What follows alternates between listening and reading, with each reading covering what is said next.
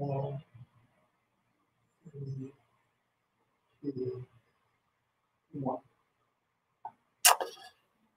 Good afternoon, and as always, it's nice to be with you on Tuesday, primarily focused on a few things, tier assignments as usual, walk you through our data, which I'll just tell you is continuing to be of concern, highlight a bit about where we are with our hospitals and the truth on the ground, and then really get into some messaging for what we're all looking forward to at the end of the week with Thanksgiving.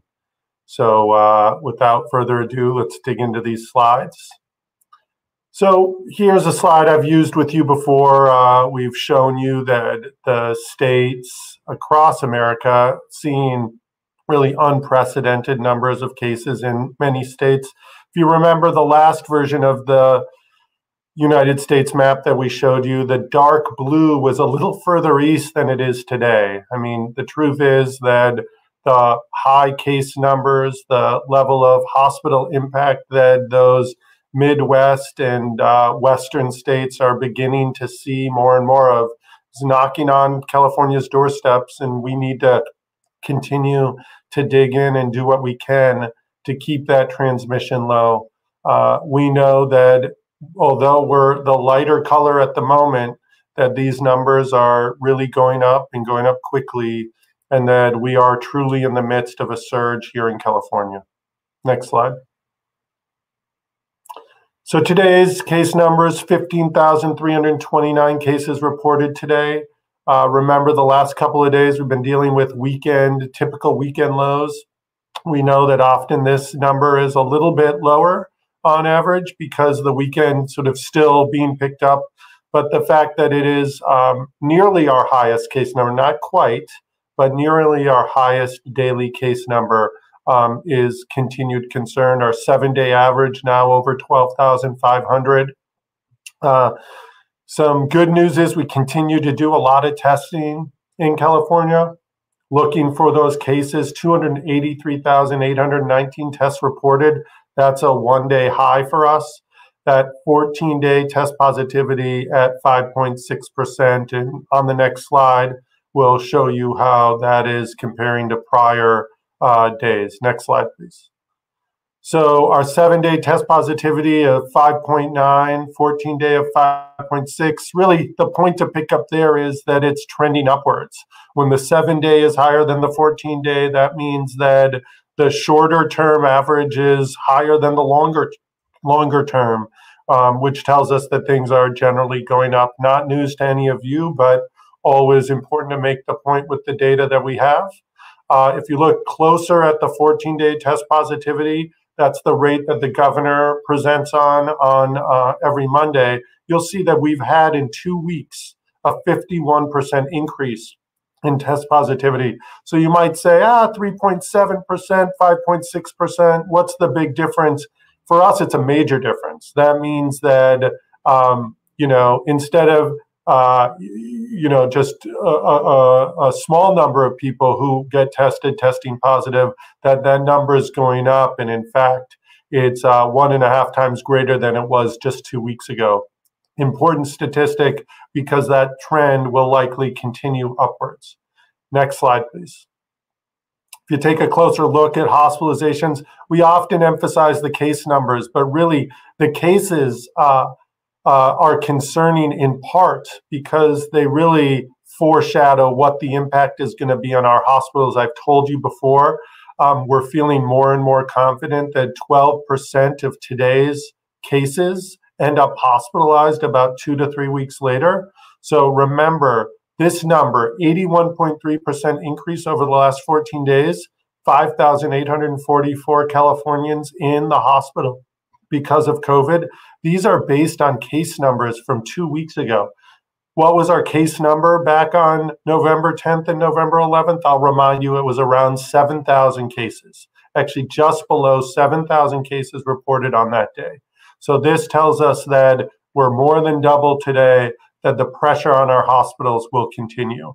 And it's not just on our regular hospital beds, but it's on one of the most precious resources we have in healthcare delivery, an intensive care unit bed, we've seen a 57% increase over the last 14 days. Currently, just under 1,400 Californians in the intensive care units because of COVID-19. Next slide, please. So, hospital systems are stretched. We know that. I talk to hospital system leaders many times a day to hear how things are going on the ground. So this number has some nuance to it, but remember on the 1st of November, just over 2,500 people hospitalized, 708 in the intensive care units. Plenty of room. We've prepared for this. Certainly that is still the case. But when you see the numbers more than double in just under 3 weeks, we're concerned. Intensive care unit nearly doubling in that same period of time. And I'll remind you that people are first often admitted to the hospital in a general ward bed, and then as they potentially progressively get worse, they need intensive care unit care. So they're moved from that general ward bed to the intensive care unit. So we talked to you about lagging indicators. Usually hospitalizations follow case numbers, and then intensive care unit stays follow regular hospital stays in some predictable way, somewhere about a week later. I want to tell you that something we track is hospitals asking us for waivers. And what we mean by that is some permission to be able to operate with some additional patients being seen with existing staff. And today we have 175 hospitals across the state operating with a waiver. And some of these intensive care units in those hospitals are already being pressed to a significant degree. Next slide, please. This is a slide I used last week. I wanted to bring it out again. It was a slide actually that I created after having a nuts and bolts conversation with my own mother about how she can think about her own risk of getting infected. And I said, look, you got to think about it. It's sort of as a simple math problem, you know, your potential likelihood of getting exposed. So today we know there's just more COVID milling around our communities. It's more prevalent, as we say. You are more likely to get infected with COVID just because it's more available and more around our communities, even if you behave exactly like you did a month ago. It's just more prevalent in our community. That duration of exposure. So we often talk to you about having short exposures or short periods of mixing. That those two things come together and cause you to have increased risk when you have long duration exposures and you're doing things in our communities where we're likely to mix more than usual. So what are some of the protective factors? How do we reduce that overall risk? It's wearing your mask, keeping your face covered as much as you can, especially when you're with people who you're not used to mixing with. That isn't just people that you don't know, strangers in the grocery store or on the bus, but even with people that you're familiar with, you're close to, you know, friends and family from afar. It's very important to keep your mask on. And then this is why we emphasize keeping at least 6 feet of distance, because that distance can reduce the likelihood of getting infected even when you're together for a period of time. So just wanted to use this as another reminder that there are different elements here that we can control. We can reduce our risk, and a reminder that some of the activities that you did a month ago and you said, hey, what's the big deal? I just keep doing them this way. The truth is that even those activities which felt low risk, felt safer a month ago, today are higher risk than many of us realize. Next slide, please. So on to the conversation about tier movement. We did last Monday, we had an unprecedented number of counties move from less restrictive to more restrictive tiers. We had a large number, 41 counties in purple as of last Monday. On Friday, we reported that we didn't have any additional county tier movement, but today it's a different story. We've had some counties move from red to purple, others move from orange to red, and the two that had been in yellow have now moved to orange And so in the next slide, you'll see exactly those counties. Next slide, great. Counties moving back to purple, Colusa, Del Norte, Humboldt, and Lassen. Counties moving back to red are Calaveras, and counties moving back to orange are Alpine and Mariposa. I think some of you may wonder, well, are any counties sort of holding steady and making some progress? We have some counties that actually have met the threshold metrics to move to a less restrictive tier. It's just a couple. They have only met that threshold for 1 week, so there's no reported forward movement this week. But just as we've said that we pulled the emergency brake, we're looking closely at counties across the state. We are still using the full complement of our blueprint and looking if there are any counties that continue to do, because of their collective actions and their own impact on with transmission, to be able to move forward. And if any of those counties emerge, we will certainly update that as part of our tier announcements the next time we do it. Next slide, please. So there's been a lot of conversation about Thanksgiving and holidays and what to do and how seriously we hope all of you take it.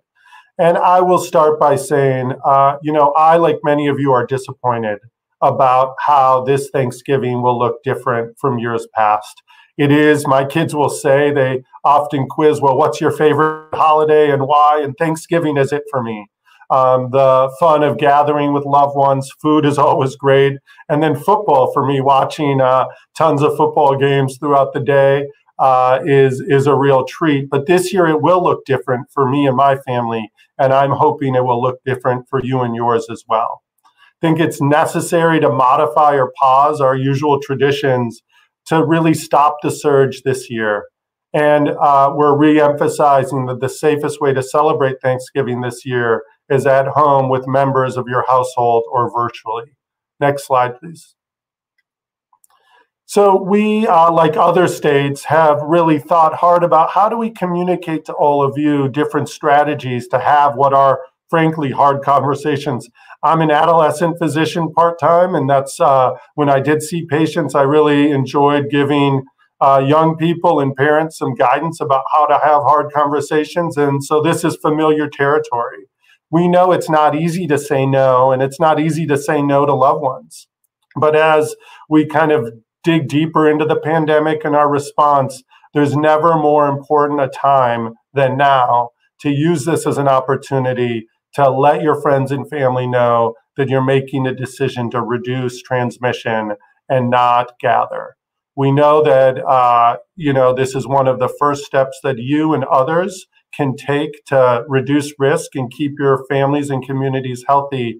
And I think it's important to know that it's hard to do this on your own, that many of you will likely need some partners in crime, if you will, to talk to other members or people that will likely be turning down a gathering invitation as well and coming together to say that this is the right decision for us and our family and our community. Next slide, please.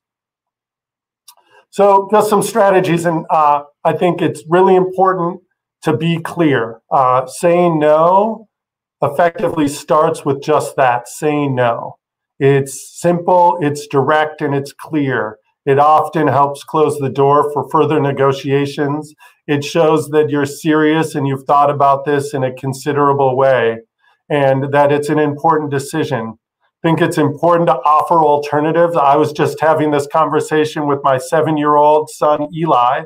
He was asking me, after we told him again for the 5th or 10th time, I can't remember which, that my mom, his grandma, isn't going to be able to join us as she has every other Thanksgiving. And he said, but Dad, she's part of our family. How does this make any sense? I thought you said we just have to keep our mask on when we're outside with people we don't know. And I had a unique chance to explain to him exactly what I tell many, many people, that it's not just about being careful around those who you don't know, but because so many times asymptomatic spread happens, that people are pre-symptomatic, that we don't know where others who we trust and believe in are mixing, that it's as important to say no, even when it comes to the closest people in our families. I'll be honest, Eli, it took a few times to explain it, but I think he did get it. And he understands that part of our strategy is some short-term pain, right? Declining an invitation for grandma's really excellent cooking for some confidence that the next 10 Thanksgivings will include her at our table in our house and an opportunity to enjoy that time together. I think it's important to be honest. Excuses are tempting, but they can easily backfire, and take time to explain why you think this is the right choice. And don't feel pressured to keep the conversation going. I know that my mom, for example, can convince me to talk about the same subject a few different ways, and just being really clear that the no is a no and it's important. And I will just say that I know you might say, well, geez, I wish I had this a week ago or 2 weeks ago, because people are already coming or we already have plans. It's not too late to make the change. I mean, game time decisions happen all the time. And I think this is an important one for you to consider. Call that audible, make a decision to do something a little different, and decide not to gather with as big a group as before, and consider doing it with just your household. Next slide, please. So some Thanksgiving do's. These are really repetition for many of the messages we've already made. Celebrate with members of your own household.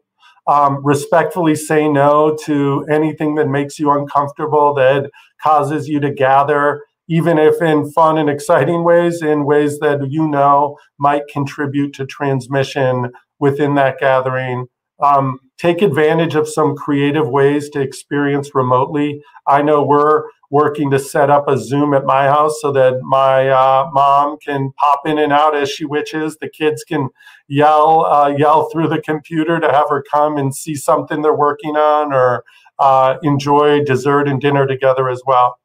Make sure to drop off Thanksgiving meals for older loved ones or those with underlying conditions so that they can stay home. I think it's important that we look out for this. Let's not forget that part of the joy is not just sharing the meal, but having the meal and making sure that our loved ones and those we know might be alone have a meal that they can enjoy. And then it's important just to make sure that these precautions remind yourselves, remind others around you that these are the things we have to do to protect our family and friends because we love them. Next slide. So, you know, the other truth is that California enjoys occasionally really warm weather. This year, I would not say it's really warm, but never did I think I'd get to be a weather forecaster or weather person, but here you go. It looks in California that weather Thursday is certainly going to be mild and even kind of warm with some of the temperatures. Southern California, where I am, will be in the mid 70s with sun throughout most of the southern part of the state. And that gives us an opportunity to really think about being more creative with our Thanksgiving plans. I know that some friends have asked me what they could do, and I've suggested, hey, have Thanksgiving lunch instead of dinner. Might be fun, might allow you to add a few other courses or menu items to your meal. And also it allows you to do it outside and might allow you to involve some other activities that you don't normally do. I know it breaks from some of our traditions, but often people have Thanksgiving dinner somewhat early. So maybe it isn't a stretch to move it up a couple of hours to 2 or 3 o'clock. Do it outside.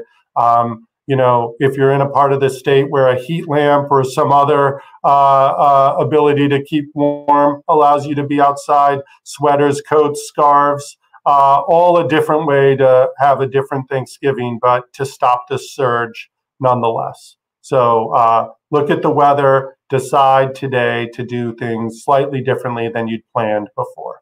Next slide. Want to remind you of our travel advisory. Remember, we put this out just a bit ago to remind people that if you do travel into the state or you travel out of the state and then back in, that there's a strong recommendation that you should self-quarantine for 14 days. You may ask why. I didn't spend any time with anyone else. I was in and out of a home of some friends that I trust. But this is exactly the point. We know that roughly 40% of people who are infected today in California, across the nation and the globe, are asymptomatic. That means that without knowing that you have COVID, you could easily transmit it. Doesn't mean that you're going to become sick, doesn't mean that you're going to need the hospital, but it does mean that you become an important protector of those around you. Keep your mask on and quarantine if you do come back after any period of time outside of the state, so that we can assure you don't spread it to others around you. Next slide. So as we close to the end of this presentation, I just want to remind you of these important things. We've talked and continue to talk about wearing your mask. Make sure it's with you at all times. You might have that quick grocery store run, get to the car, realize you don't have your mask.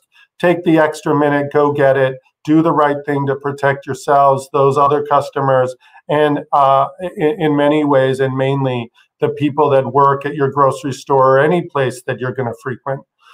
Maintain that physical distance, 6 feet or more. Wash your hands, important with the kids who are going to be mixing and touching things. Many kids, even if you're staying at home, you might have the full week off of school. Important to remind kids to wash their hands, cover their cough. All of those things make a difference. Minimize your mixing. We've talked about this quite a bit today.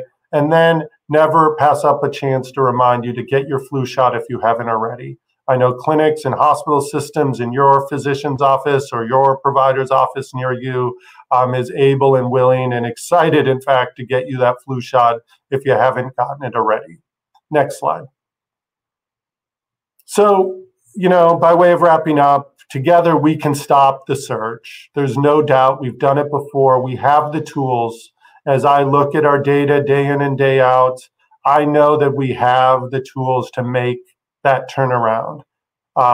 Even though that today's changes will take a little while to take effect, they will take effect, and every day we wait to make those changes means that we'll have another day of high cases, another day of pressure on our hospitals, and this is something that we all have agency and responsibility to change.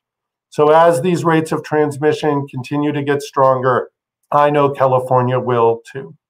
So with that, I'll turn it back over and take any questions waiting. Thank you. John Woolfolk, San Jose Mercury News. Hi, Dr. Ghaly. Hey, John.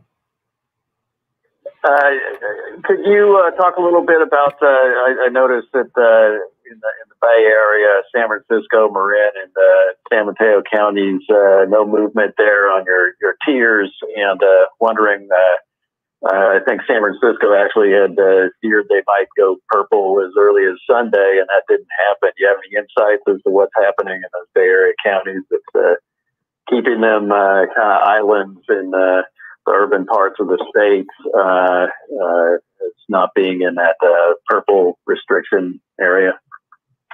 Yeah, so I think each county has a slightly different story. I'll remind you that just a couple weeks ago, San Francisco was in the yellow tier. So let's not make any mistake. They've seen a significant surge in cases. And we believe that some of the tools that they put in place will be helpful. And we hope to see them hold steady where they are, but we're fully prepared that they may not. And I do think we've seen it from the beginning that certain communities, certain counties do take some of the guidance more to heart than others. And those are exactly the tools that can help us stay not just in red, but to get down farther. I'm not sure exactly if that's what's going on in those counties, because certainly they're surrounded by other counties with similar attention to detail on these COVID precautions that are already in purple. So we'll see, but I do commend them for continuing to sound the alarm, to communicate effectively through their own public health leaders and local leaders, but also community leaders. I think there's a number of healthcare professionals that I know are sounding the alarm in and out throughout the Bay Area and in those counties in particular. And that will, of course, make a difference. So, whatever they have there, I hope we can continue to spread that throughout the state, stop this surge, and get people not just to hold steady where they are, but hopefully to see these trends turn around and begin to reduce as well. Ron Lynn, the Los Angeles Times. Hey, Dr. Ghaly, thanks for taking our questions. Really appreciate it. I have several quick hit questions for you. Based on the current trends, do you suspect that the average number of daily deaths by Christmas will be worse than the greatest peak in the summer? The University of Washington's IHME model forecasts a cumulative death toll in California by March to be double what it is now. Do you think that's plausible? LA County is being hit horrifically hard by the pandemic. Do you think some kind of modified stay-at-home order is prudent for LA County? Finally, do you know whether the surge in Imperial County has begun to require hospital patients to be transferred out of the county, and are other counties in this position? Thanks so much, Dr. Ghaly. Yeah, no, I'll try to go through them all as I remember them. I think that certainly the numbers of deaths will likely go up, and will likely, just as we are exceeding our highest ever numbers of cases and beginning to see our hospital systems pressed with COVID beyond where they've ever been pressed before. The idea that the numbers of deaths could exceed where we've been before is also indeed real and true, and part of the reason why we want California to be a state that exercises its alarms, its emergency brakes, well in advance of needing to see the pictures of hospitals that are overwhelmed and death numbers higher than we've ever seen before. And that's part of why we have taken the actions that we've seen and taken already. We also know that, just like you're mentioning the various models that have predictions for March, that the models have been proven wrong before because Californians come together to prove them wrong. They do things together, like follow the guidance for not gathering around Thanksgiving, looking for alternatives, making some decisions that we probably have never made before to stop the surge. That those are exactly the things, even if they don't turn things around in the next 10 days, they will certainly be the tools that allow us to turn things around for the beginning of next year and even towards the end of December. So when people ask me about the models and say, what do you think of this model or that model? I would say the model is based on inputs from today, based on our actions that are happening currently, and we have a decision collectively to change those and change the story, change the future of where we might end up. As it relates to Los Angeles, this is where I live, this is where I had worked. I know many of the leaders here are taking this very seriously. They've watched the surge in cases. They've watched the impact on the hospitals in just a small amount of time. I'll tell you, statewide, I don't believe we've ever seen as many hospital admissions increased like we did just in the past 24 hours.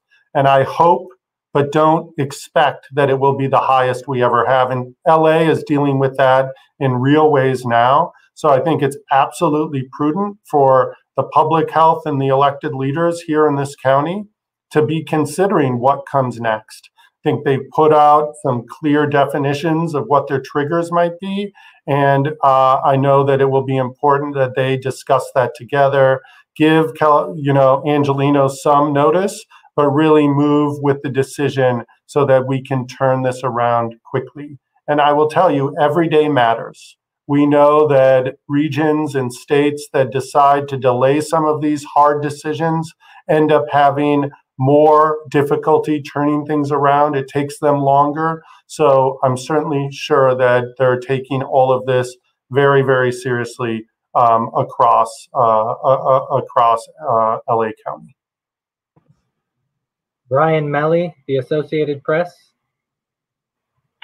Hi, Dr. Ghaly. Sort of piggybacking on that question, Los Angeles, as you know, exceeded a threshold they had set for issuing a stay-at-home order yesterday. and they are probably discussing that as we speak about whether another stay-at-home order does seem imminent. Why is the situation so much worse in LA? And as the state continues experiencing this surge, what is the likelihood of another statewide stay-at-home order, and what would be the threshold for issuing such an order? You know, I think there's a number of different differences across California's communities. We talk, and the governor says it so eloquently, that we don't live in the aggregate here.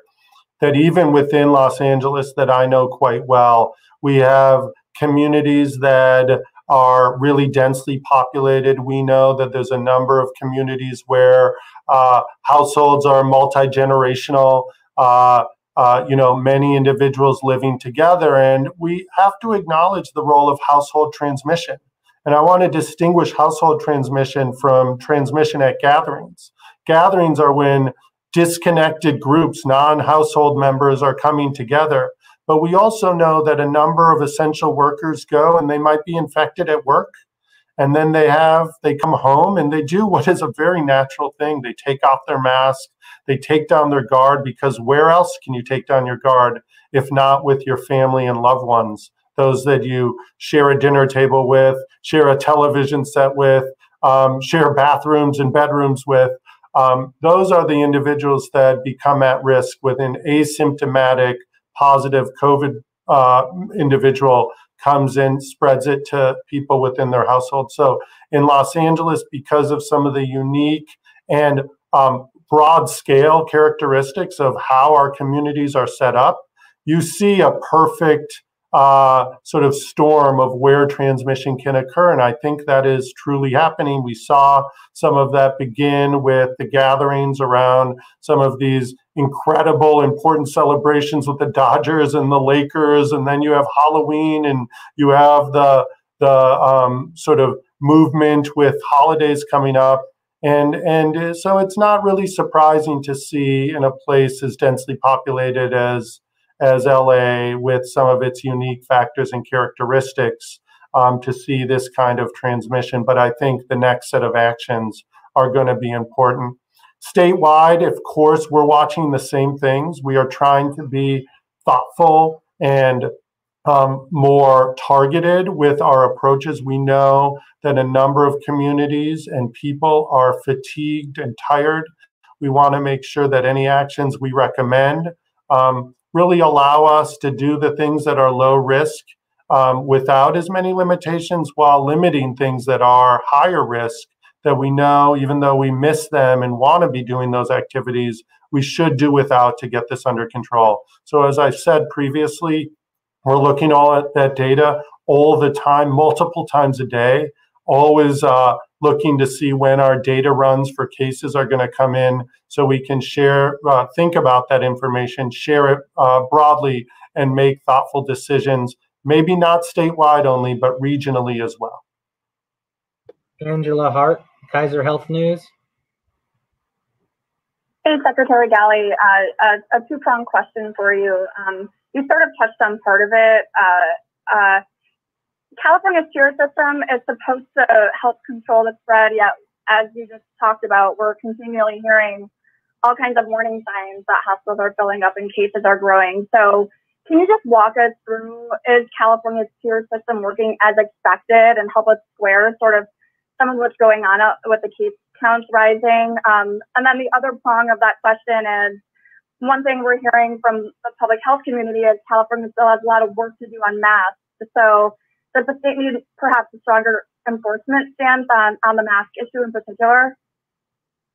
Yeah, no, thanks, Angela, for both of those questions. So, you know, we always, and we said this on the very first presentation of the county, the tier system, or our blueprint for a safer economy, we said clearly what the rules are for moving a county forward, what they would be when a county needs to move backwards, and then in the condition where data, and we've seen this before, we know COVID goes from 0 to 60 very, very fast, that we had this emergency brake option, and we would move counties back faster than typical in the blueprint. And so that's what we did.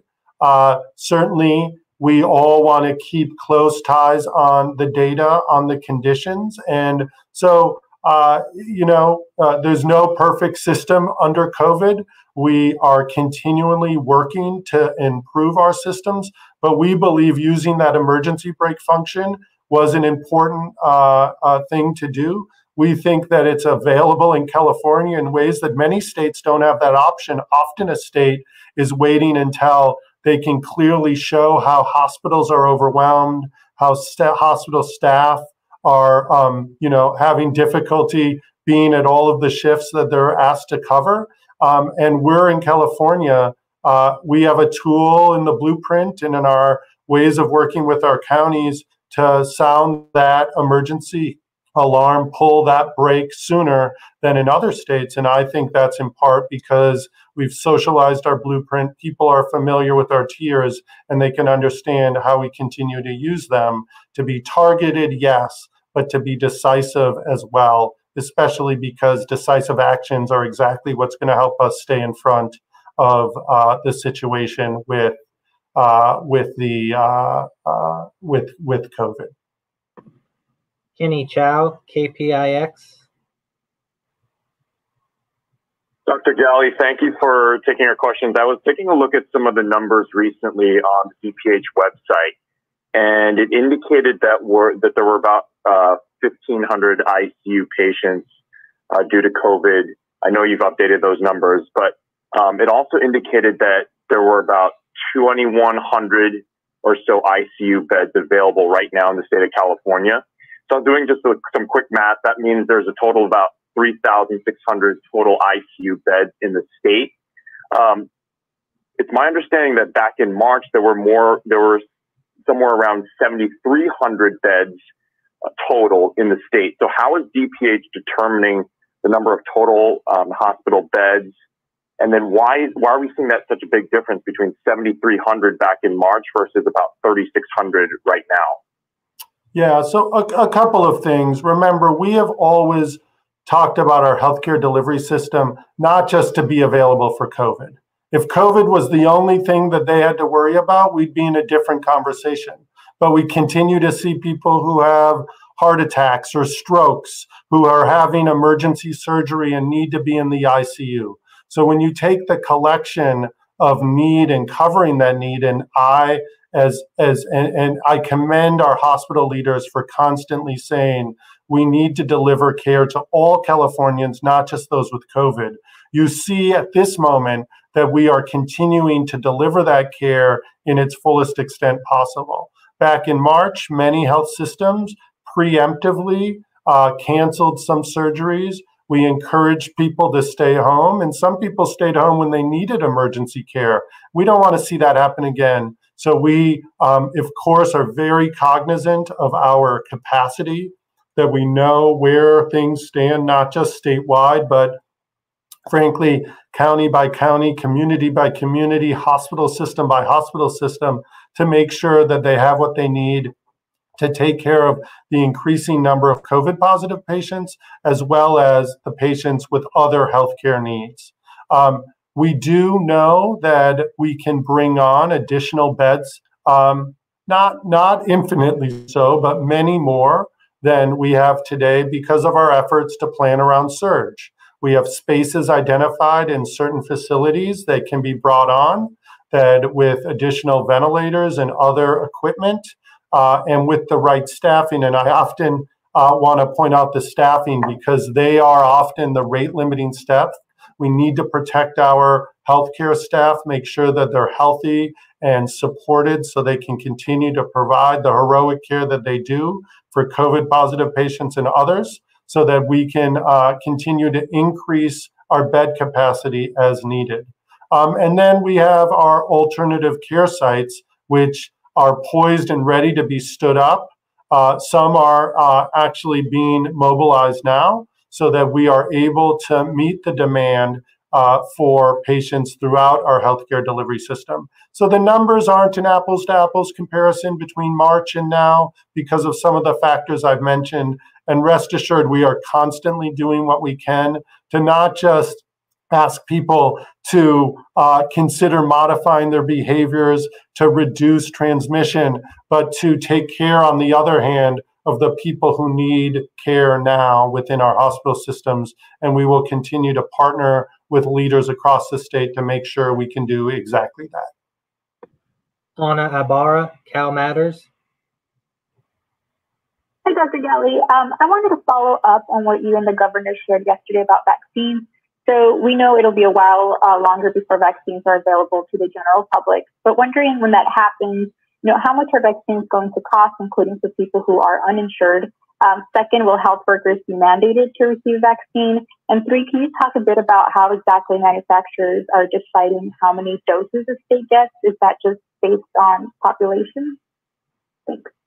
Yeah, I mean, really all excellent questions. Currently, there is no consideration at the state level to require healthcare workers to get the vaccine. I think we have a lot to learn about the vaccine. We continue to evaluate it and really try to understand it. So at this point, that is not a decision that is being moved forward. In terms of the cost of the vaccination, like so many essential things here in California, we're working with our insurance partners and vendors to make sure that it's covered and fully covered, that for those who are uninsured and those in the Medicaid program, they should rest assured that that's a place where the state is going to step in and support to make sure that the cost of vaccination in no way gets in the way of someone's decision to be vaccinated more than ever. But with so much healthcare, preventative care, we make this decision, and this is a very, very important one. As it relates to the allocation strategies from the federal government and the manufacturers throughout different states, as far as I know, it's likely going to be done based on state conditions led by our population and our size. So California should get a significant and even the highest amount of vaccination based on those distribution plans, but I don't yet have a firm picture of what that looks like. And remember, the timing is going to be important. Not each of these vaccines is going to come out at the same time. We aren't sure. We know that the Pfizer vaccine and the Moderna vaccine, although distributed very differently, different logistical considerations, they may be on a closer to the same timeline than, let's say, the AstraZeneca vaccination, which was announced just yesterday to be quite effective as well. Kevin Stark, KQED. Thank you, Doctor. Another vaccine question for you, this one on distribution. Can you clarify who in California is designated as an essential worker in terms of distribution? You have examples, but is there a list of workers who qualify? We're hearing some confusion about if teachers will be considered essential or not. Yeah, so I think the first order of business for us is determining that 1A priority group, which is largely going to be focused on the healthcare space, individuals who work on our healthcare front lines and in some of our congregate care facilities. So then in the later priority groups, we'll be discussing other non-healthcare essential workers, as well as the individuals who are vulnerable, often living in our congregate care facilities, as those initial groups to get to be prioritized and to receive vaccine or the option to be vaccinated. We expect that some of those decisions will be made over the course of the next many weeks after we get through that priority group 1A, and then will be posted to our website after all of the right conversations with our drafting guidelines work group, assimilation, and working with our community advisory group as well to make all of that public. But stay tuned. I think it's certainly a high priority, but the first order of business is to get that initial group set up, clarified, and we'll be doing that in the next many days. Spencer Custodio, Voice of OC. Hi, Dr. Ghaly. Thanks for taking our questions. Mine's kind of specific to the Southern California region.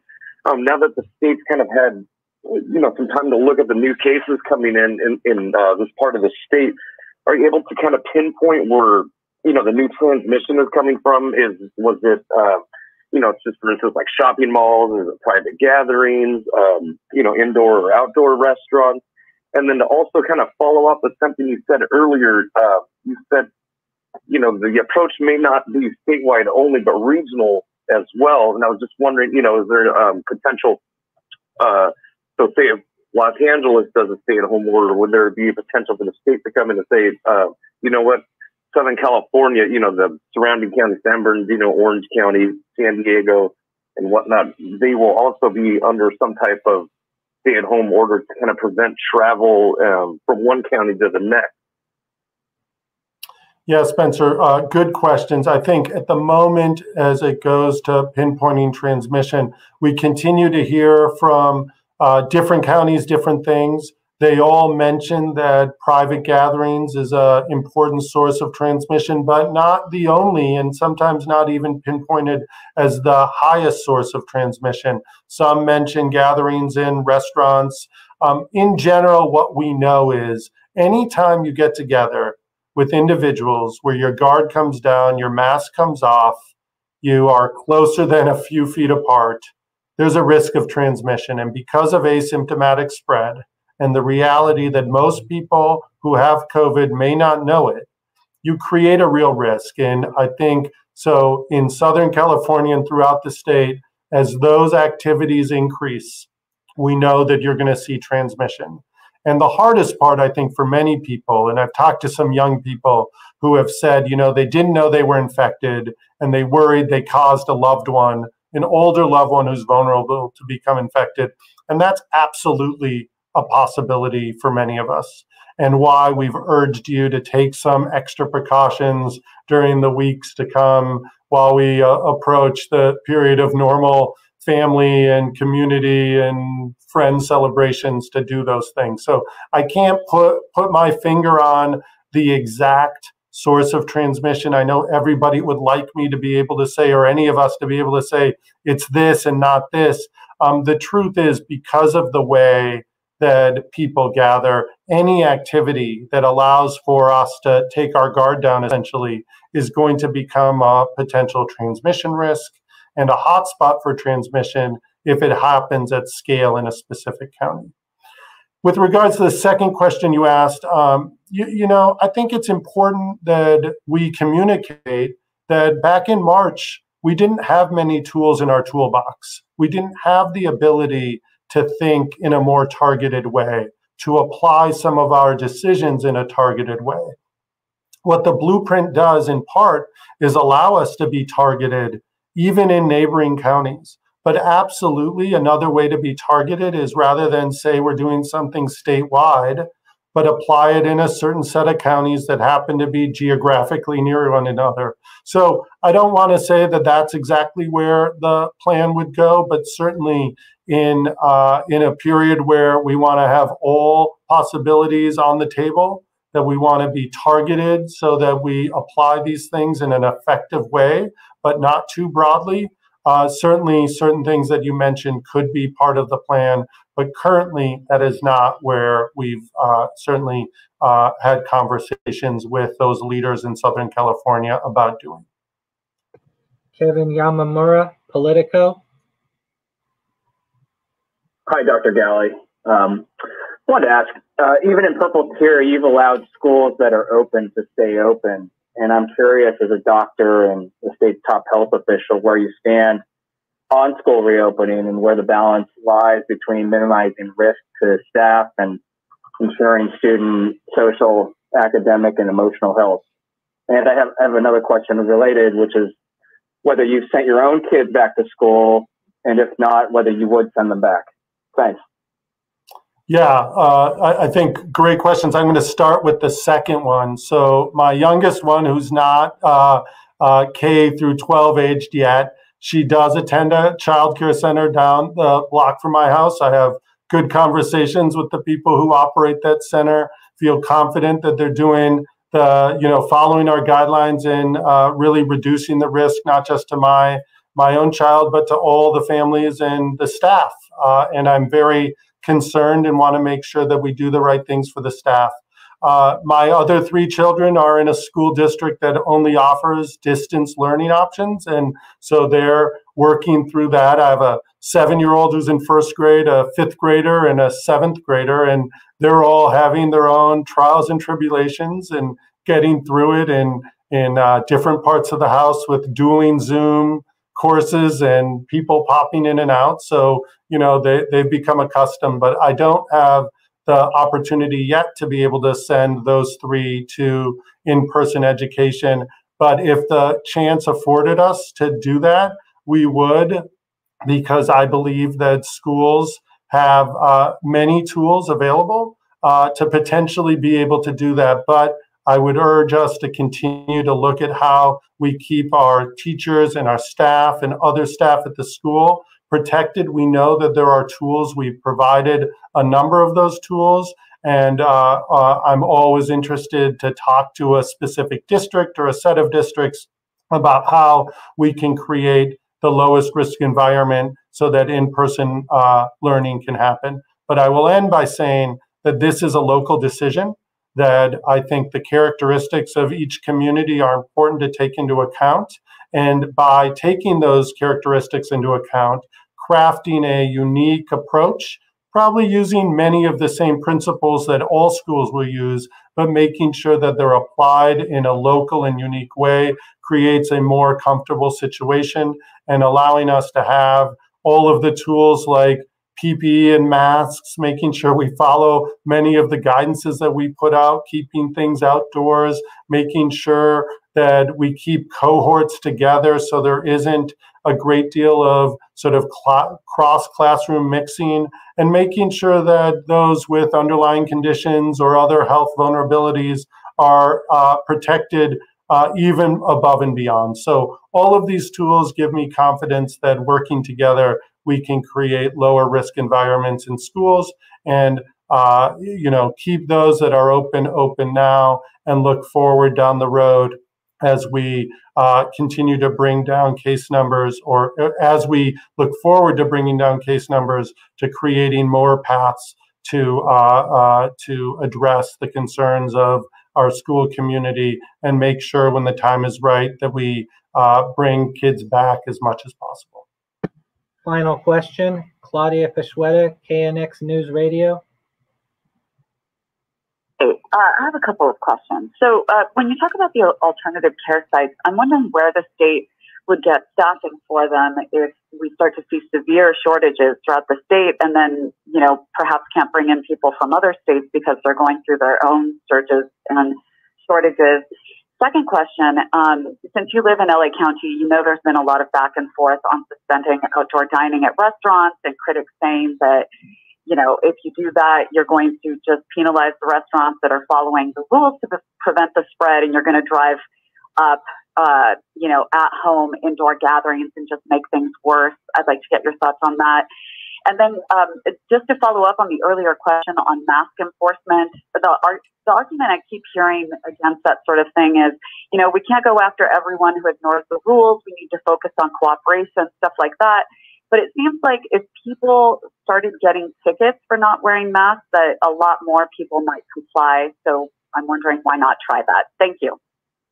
Yeah, thank you. And thanks for reminding me. I know sometimes because we get more than one question at a time, I miss a few, and I'll come back to one other about Imperial County in a minute. So thank you for reminding me of what I think was Angela Hart's other question. Certainly the question about outdoor dining is an important one. And as I said before, there isn't a single place where spread happens, but there's characteristics of activities where spread is more likely. And, outdoor dining, because it often happens with no mask, often bringing together people who maybe haven't seen each other in a while in close quarters, become concerning for spread. It is not the only area where I would be concerned, but I think that it's an important place to constantly look. The notion that potentially by limiting outdoor dining options that you'll just push people indoors, of course, we hope that that doesn't happen. We did, with our limited stay-at-home order, not just limit public places or businesses, but we also said between 10 p.m. and 5 a.m. that household gatherings really shouldn't happen, and that we hope people will make the decision not just for themselves but for their communities to not have those sort of gatherings for the next many weeks as we try to bring down these case numbers. As it relates to the masking question, remember the mask order, the statewide mask order is indeed enforceable, that some local jurisdictions have decided to provide exactly that, do fines. I'm not certain myself how many there are that are doing that and what their impact is, but that is an option on the table for locals to enforce. But as you have said, with all of public health, and where we as public health leaders really lean on, is that it is about education and cooperation first. And we hope that so much of the message, hopefully not just delivered by me, but delivered by you and your pens and what you write and what you communicate as well, can help break through to a number of people who maybe said, this isn't for me, but now maybe I'll do it for a little while to contribute to my own communities and reduce the spread. With a particular call out to young people, we often have called them the young and invincible. They're the ones who, frankly, don't feel like they need to wear the mask, feel like they're protected from COVID, and they may be right. Even if they were infected, they might not get sick, but the fact that they might get people in their community sick or people in their household sick, I think is an important warning, and that's why I emphasize that 40% asymptomatic statistic, up to 40%. If that's really the case, and we believe that it is, it's important that we remind young people the importance of wearing a mask. So again, continuing to beat the drum of education, information, and delivering that strong message, but also recognizing that local officials, some have already expressed it, but can certainly use a fine, a ticket, or some other enforcement opportunity. Before we wrap up, I'll just end with, I know one person asked a question that I failed to answer right away about Imperial County, and certainly we are watching those numbers closely. I'm not, I believe that on a routine basis, the hospitals in Imperial County do occasionally have to transfer patients out of their county for care. I'm not sure. I don't believe that if it has happened at all, it's happened to a significant degree as of yet, but it is certainly what we are concerned about and watching closely.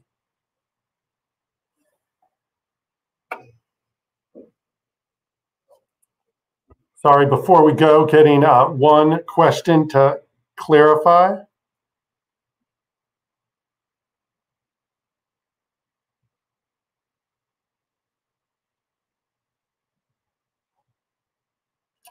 Certainly, I think, as we always, I'm asked to clarify what has been gathering guidance and Thanksgiving guidance from health officials in Los Angeles County. As we've always said, our statewide guidance is where we expect the state to take account, except when local guidance is more restrictive. And so in the case of gatherings, where a health official and the guidance is to not gather outside of your household, as the guidance is in Los Angeles, that we at the state will say that those in the county, so in the county of Los Angeles, should certainly be following the guidance from the local county health official, in this case, Dr. Barbara Ferrer and the Los Angeles County Department of Public Health, that if their guidance is more restrictive, that is indeed the guidance that should be applied in LA County. We at the state have the unique responsibility and task to identify guidance that works statewide when it's applied statewide, and counties themselves, as they have for years and years, decades and decades, had the ability to be more restrictive than even the state. And if that's the case, as it is here in LA County, that those are the guidance that should be followed. So with that, I know we went for a full hour. I'm grateful for your attention, for your questions, and helping me do a bit more to clarify our message. You know, in a period of thanks and this holiday, yes, indeed, my favorite of them all.